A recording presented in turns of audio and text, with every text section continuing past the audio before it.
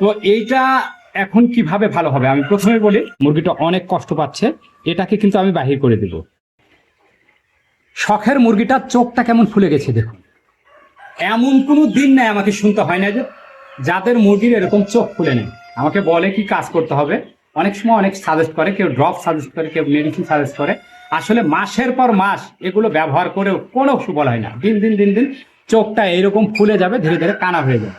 আসলে এরকম থেকে রক্ষা কিভাবে পাবে? আমি আমাদের ফার্মে অনেক মুরগি আছে, দেখুন এখানে অনেক মুরগি আছে, একটা মুরগির কিন্তু এরকম নাই। না থাকারও কারণ আছে, পর্যায়ক্রমে আমি বলবো কিভাবে মানে মুরগি পালন করলে এই অবস্থা হবে। তো এইটা এখন কিভাবে ভালো হবে আমি প্রথমে বলি, প্রতিটা চোখের কর্নারে একটা ছিদ্র থাকে আর চোখে গ্রন্থি থাকে। চোখে বিভিন্ন রকমের সমস্যা হলে গ্রন্থি থেকে পানি ছাড়বে, আর এই পানিটা চোখের কর্নারে যে ছিদ্র আছে ছিদ্র দিয়ে গলার মধ্যে চলে যাবে। আর এখানেই হয় সমস্যা, যে ছিদ্র থেকে ছিদ্রের পাশে অর্থাৎ গ্রন্থিতে বিভিন্ন রকমের ইনফেকশন হতে পারে, জীবাণু দ্বারা অ্যাট্রাক্ট করে ইনফেকশন হয়ে সেখানে মানে পুঁজ হইতে পারে। এই পুঁজটা ধীরে ধীরে জমাট বেঁধে শক্ত পাথর হইতে পারে।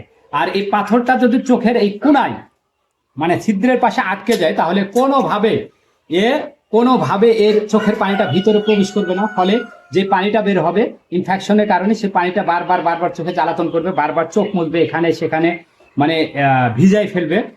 সে অতিরিক্ত স্ট্রেস মানে অতিরিক্ত কষ্ট পেয়ে সে বড় বড় শ্বাস নিতে পারে। আর চোখে সাধারণত কোনো কিছু পড়লে জানেন যে নাক দিয়ে পানি পড়বে।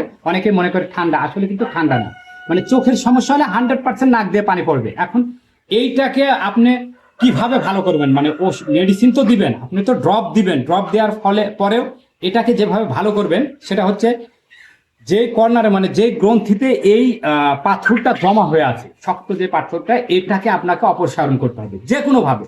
আপনি অপারেশন করে হোক, এটা হাত দিয়ে টিপে হোক, যাতে চোখটা না নষ্ট হয়, এরকম ভাবে খুব সতর্ক ভাবে এটাকে আপনাকে অপসারণ করতে হবে। এই যে দেখুন ভিতরে কিন্তু একটা পাথর আছে, মুরগিটা অনেক কষ্ট পাচ্ছে, এটাকে কিন্তু আমি বাহির করে দেব। এই যে মুরগিটা অনেক কষ্ট পাচ্ছে। এই যে এটা যতক্ষণ পর্যন্ত বাহির করব না, ততক্ষণ পর্যন্ত যতই ড্রপ দেন কোনো কাজ হবে না। এটাকে যখন এই যে বাহির হয়ে গেল, এই যে শক্ত একদম পাথরের মতো শক্ত। এই যে মুরগির চোখটা এখন ফুলা কমে গেল, আরো আছে মনে হচ্ছে, আর নাই। এখন যদি এটাকে প্রতিদিন ড্রপ দিই আর মানে সিভোটেক্স জাতীয় বিভিন্ন রকম যে ড্রপ গুলো আছে, এখন যদি ড্রপ দিই আর বিভিন্ন রকম যদি মেডিসিন গুলো খাওয়াই, তাহলে 3 থেকে 5 দিন সময় লাগবে এটা সুস্থ